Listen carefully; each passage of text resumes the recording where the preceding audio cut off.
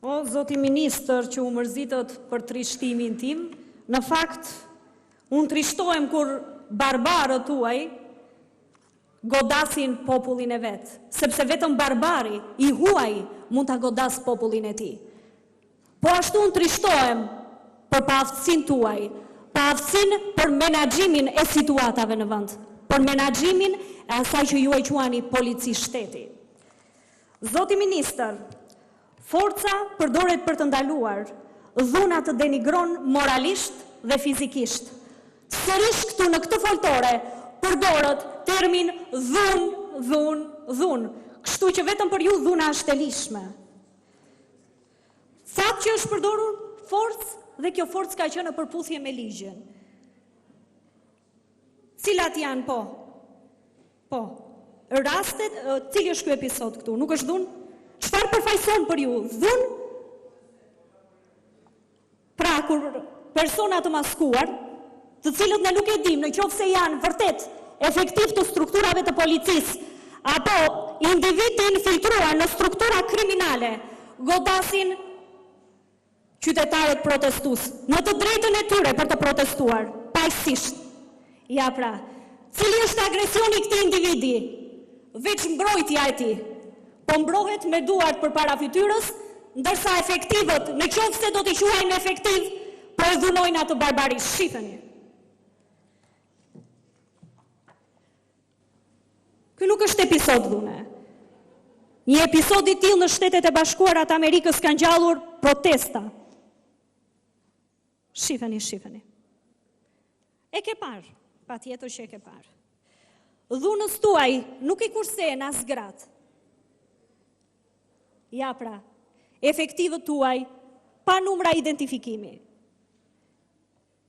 Vijoj mëtej me episodin e dhunës ndaj publicistit Lela. Po ashtu dhe zonjat të cilat po mundohen të ndrydhin krahët ish deputetes së parlamentit. Në fakt to janë raste kështu. Për të kaluar radhën, apo jo?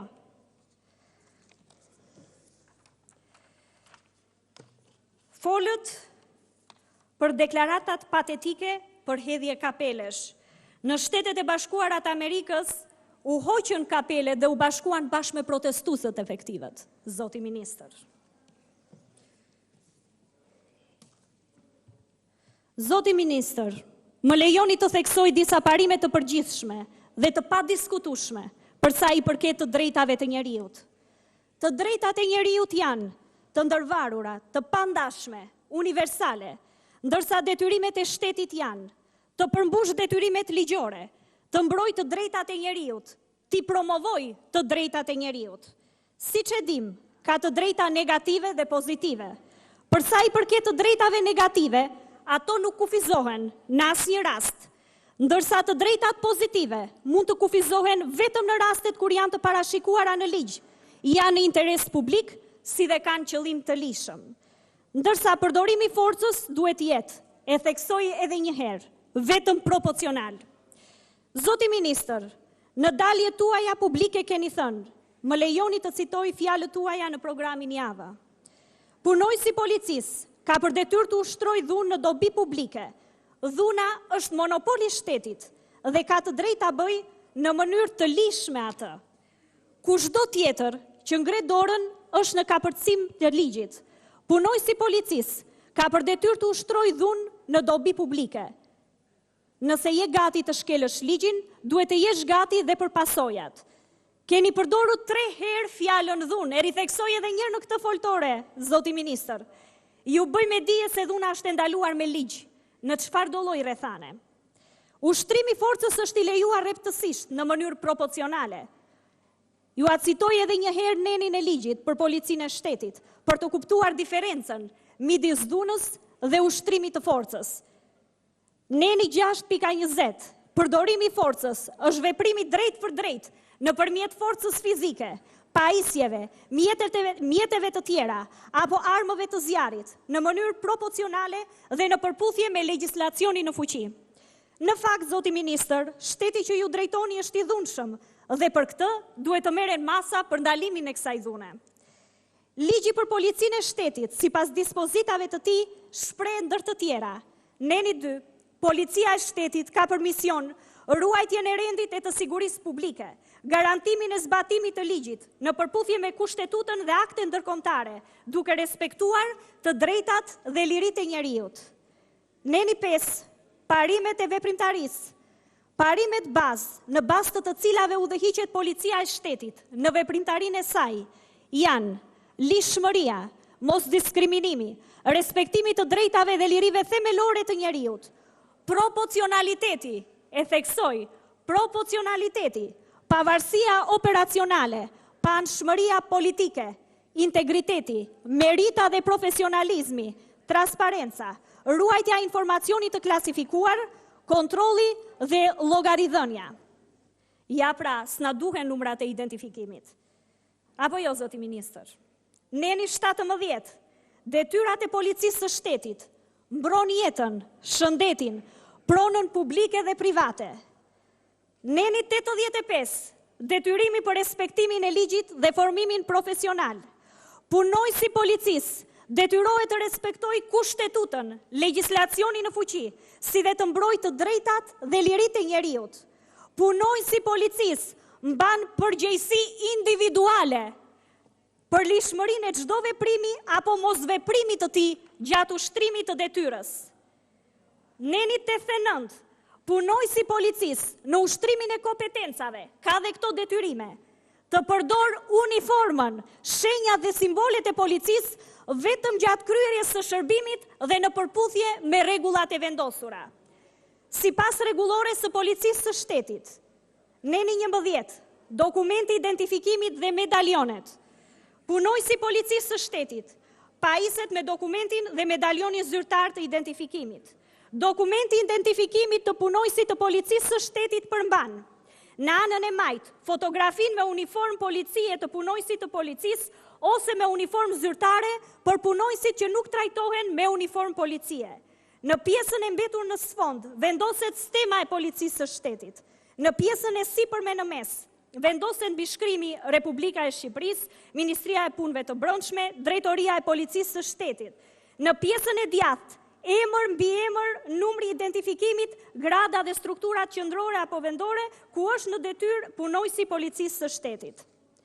Zoti ministër, ju bëj me dije se në shkresën me numër protokolli 1405, datë 1/6/2020, ju kam dërguar kërkesën për informacion të detajuar, kundër të tjera kërkoj listën e punojësve të pranishëm në datën 17 maj 2020, së bashku me numrat e identifikimit të secilit prej tyre që kanë marrë pjesë në operacionin e shëmbjes së teatrit. Vendimet e marra në lidhje me veprimet gjatë operacionit të datës 17 maj 2020.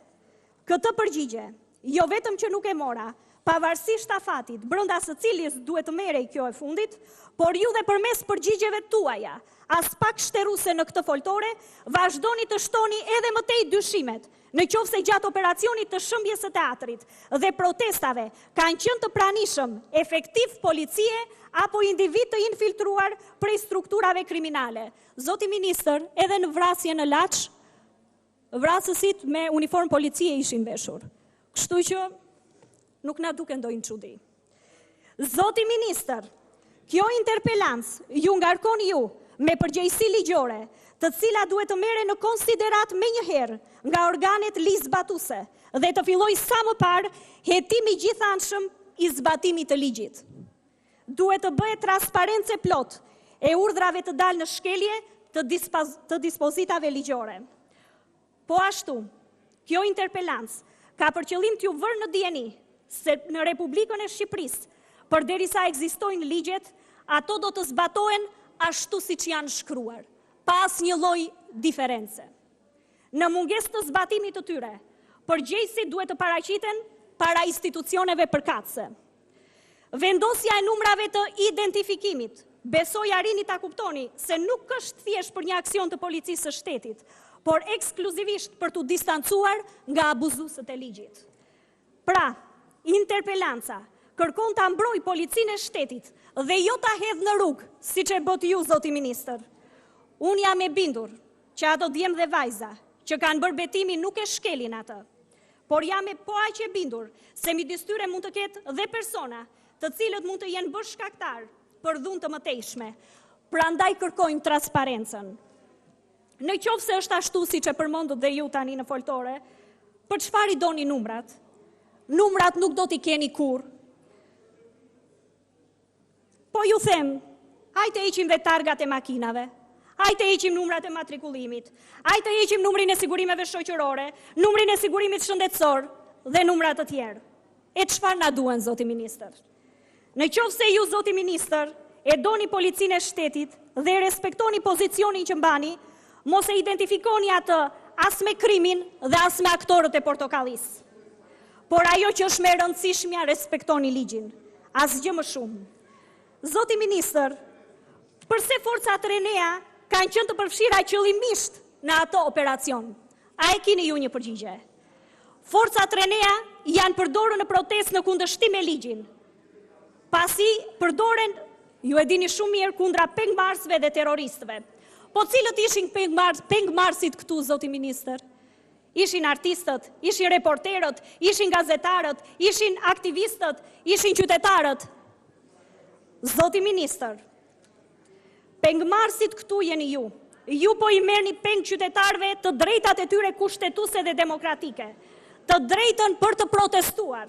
Ju po instaloni këtu diktaturën duke shëmbur jo vetëm historinë, por dhe kulturën demokratike të një populli. Zoti ministër, a jeni ju informuar lidhur me procedurat e ndjekura nga bashkia për shëmbjen e teatrit? E ripërsëris, jeni informuar ju nga bashkia për procedurat e shëmbjes së teatrit? Nëse po, ju lutem të na vini në dispozicion të gjithë ne deputetëve, datën dhe vendimet, dokumentacionin e nevojshëm për gjatë gjithë procedurës së ndjekur nga bashkia. Faleminderit.